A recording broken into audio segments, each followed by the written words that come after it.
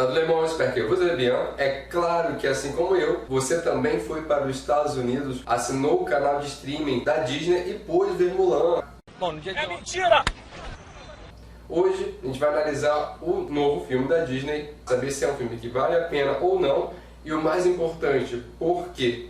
Na primeira parte desse vídeo a gente vai fazer uma comparação do desenho da Disney com o filme. E na segunda parte vamos ter o filme sozinho, como se o desenho nunca tivesse existido. Afinal de contas, se assim como eu, você era fã desse desenho, Mulan, é óbvio que você vai fazer algumas comparações. Já vou pedir, deixa o like, curte, compartilha. Se você gosta de cinema, toda quinta-feira, às 18 horas, eu tento colocar vídeo novo no canal. Lembrando que eu sou professor de francês, então geralmente é uma pegada mais de cinema francês. Mas nada impede de pegar filmes interessantes, por que não?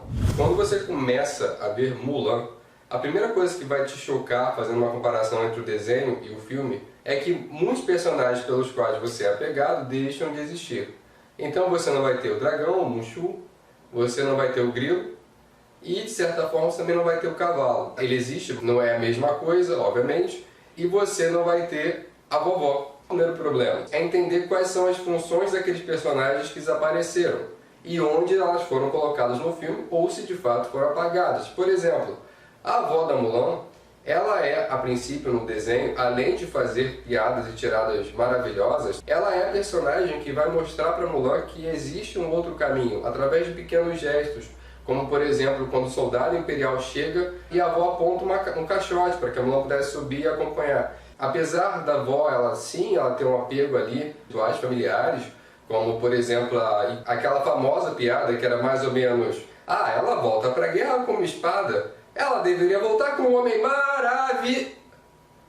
Me convoquem para a próxima guerra! Então ela tem um apego às tradições, né, a ideia do casamento como algo importante, mas ela também é a pessoa que mostra para Mulan o caminho. A função do humor, de fato, era deixada de lado, e essa função acaba caindo para o pai. O pai que, a princípio, no início do filme, vai dizer que não soube dizer para Mulan que ela deveria abandonar aquele dom com o qual ela nasceu. Acharia mais interessante que fosse uma mulher mostrando para Mulan esse caminho do que o pai dela mostrando para Mulan esse caminho, mas foi uma escolha do diretor que seja. Se você parar para pensar, as frases mais icônicas do desenho, por exemplo, isso, salva o cavalo e mais ninguém, desonra, desonra para tu, desonra para tua mãe, desonra para tua vaca. Eles até tentaram algumas frases como essa da desonra para você, desonra para sua família, mas num contexto completamente diferente, só para fazer uma referência.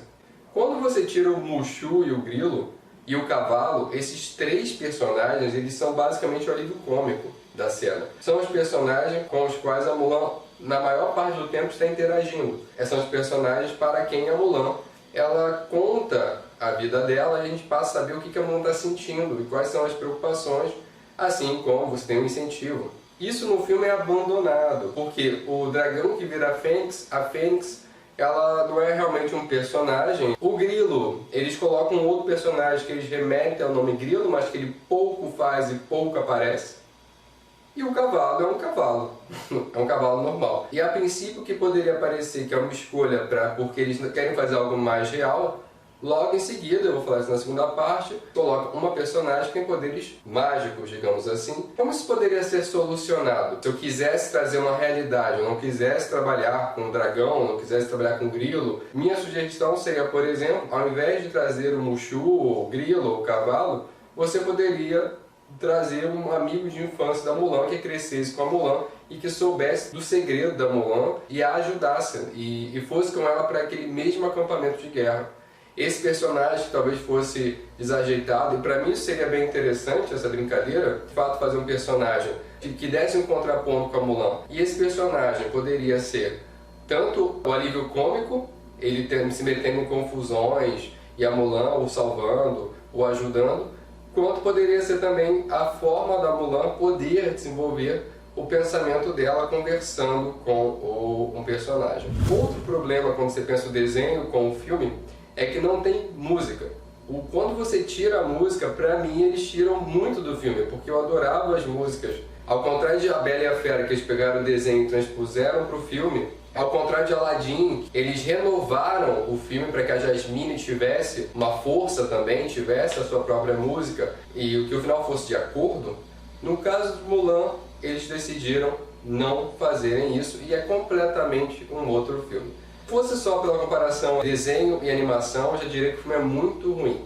Mas vamos agora falar do filme sem pensar na animação. Mulan, o filme, dirigido por Nick Caro, Nicola Jean Caro, eu acho que esse é o nome, de 2020. Ele começa o filme inserindo uma noção, que é a noção de Ti.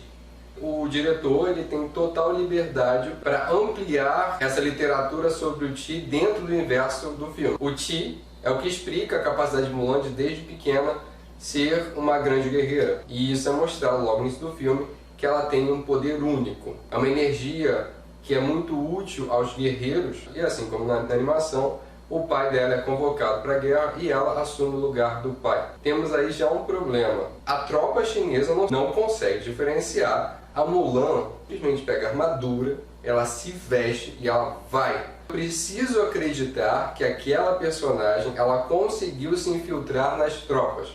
E a única forma de você acreditar nisso é que é um conto de fadas. Mas ao mesmo tempo que isso é um conto de fadas, a diretora escolheu tirar todos os animais mitológicos do conto de fadas. Então, para mim, isso foi contraproducente. Ou a Mulan, ela de alguma forma, ela se caracterizasse para ganhar traços estereótipos do masculino, talvez até escolhendo uma atriz que ela tivesse esses traços, mas ok, vamos adiante. O segundo problema que surge no filme é que a Mulan não desenvolve nenhuma relação interpessoal com nenhum dos personagens. E aí você até consegue reconhecer o Yao, o Ling, mas essa relação não é desenvolvida. Então eles passam muito tempo do filme na questão do exército e a Mulan quase não tem diálogos com esses personagens, de forma que você não entende necessariamente como esses personagens se tornaram tão amigos da Mulan. Para mim é problemático no filme esse não trabalho das relações interpessoais. Depois disso, você tem um personagem novo e a partir daqui vão ter spoilers, tá? Então se ainda não viu Mulan, se você quer ver Mulan, dá um pause aqui, vai ver o filme e depois volta. Tem um personagem novo que é a bruxa. E a relação interpessoal da Mulan com a feiticeira, com a bruxa, com a guerreira, isso me incomoda também muito, porque ela não é desenvolvida. A tal ponto que você no final até aceita que essa personagem ela tenha se sacrificado pela Mulan, mas em nenhum momento há uma crescente de afinidade entre as duas personagens. Se eu não me engano, elas têm umas 2 cenas juntas, antes da terceira cena, já ali diante do trono do imperador.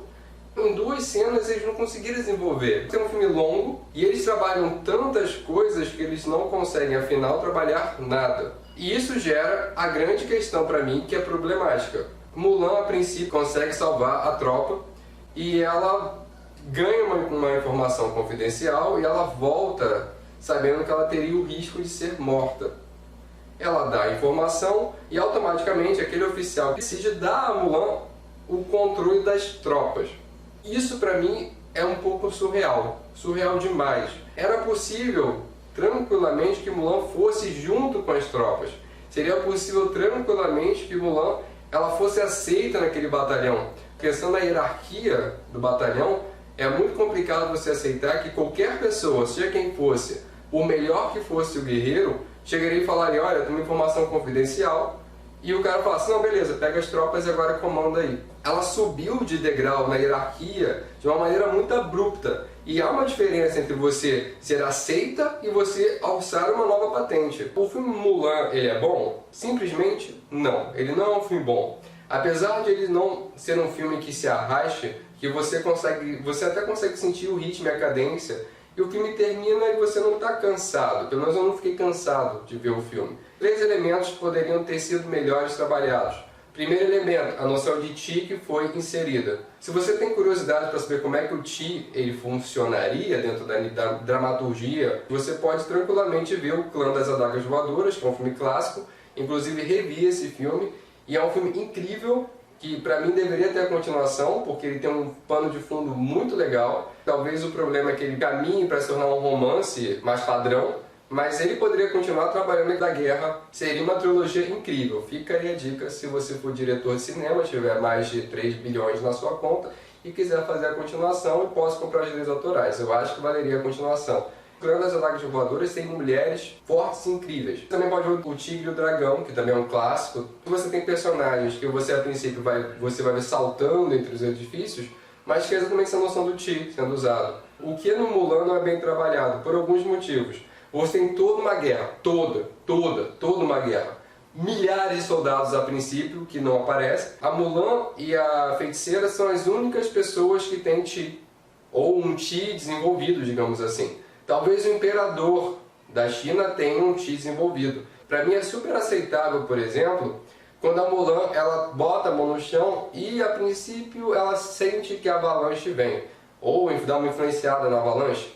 É super aceitável quando a Mulan coloca a mão no peito do soldado, coloca a vida nele e ajuda ele a recuperar o sopro de vida. Isso faz parte da noção do Chi, ao meu ver. Mas quando você tem uma personagem capaz de se transformar em animais, ou seja, são animagos, só faltou a McGonagall chegar ali, isso me incomoda. Você criou uma literatura nova para o funcionamento do Chi. O filme não trabalha bem essa noção de Chi para entender exatamente quais são as regras daquele universo.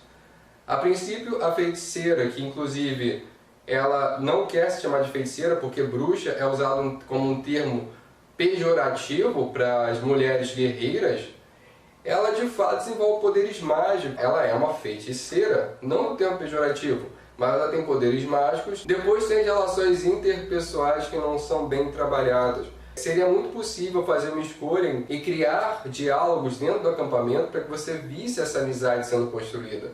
A tal ponto, para mim, faria muito mais sentido se quando a Mulan chegasse com a informação, o general aceitasse a informação e fosse em direção ao reino e deixasse a Mulan ali. E aquela pequena comitiva de amigos, assim como no desenho, ficasse para trás e fosse depois para ajudar o imperador. E daí para mim faria sentido. Aquela tropa chegaria, todos ficariam trancados e a Mulan e seus amigos chegariam depois para poder combater e a Mulan teria aquela aceitação do imperador. Isso para mim faria muito sentido enquanto roteiro. E finalmente essa relação com a feiticeira, com a bruxa, com a guerreira e a Mulan, que elas não trabalham. Seria muito mais interessante se essa feiticeira encontrasse a Mulan em outro momento, no acampamento ainda, e tivesse um olhar de carinho pela Mulan, ou de curiosidade, que fosse observando a Mulan crescendo e evoluindo ao longo do tempo, para saber se a Mulan de fato ela seria aceita ou escorraçada. Então essa é a minha crítica de Mulan. Prefiro rever Aladdin, prefiro rever A Bela e a Fera, e entre Rei Leão e Mulan, acho que Mulan consegue ser melhor. No mais, espero que vocês tenham gostado. Coloquem nos comentários o que vocês acharam do filme Mulan, gostaram, se empolgaram, estão ansiosos pelo próximo live action da Disney. Curte, compartilha, comenta. E só lembrando, para quem tiver curiosidade, eu já fui à China. Quando eu fiz minha viagem pelo Japão, passei pela China. É verdade que na época eu não tinha câmera para gravar, então tá numa gravação bem ruinzinha, feita num editor bem ruinzinho. Mas quem tiver curiosidade pode ir lá assistir. No final do vídeo eu coloco o link para esse vídeo lá na China, que é onde começa a minha viagem pelo Japão. Na China, Japão, mas enfim, que eu tive uma parada ali. E é isso. Merci bien, à la prochaine.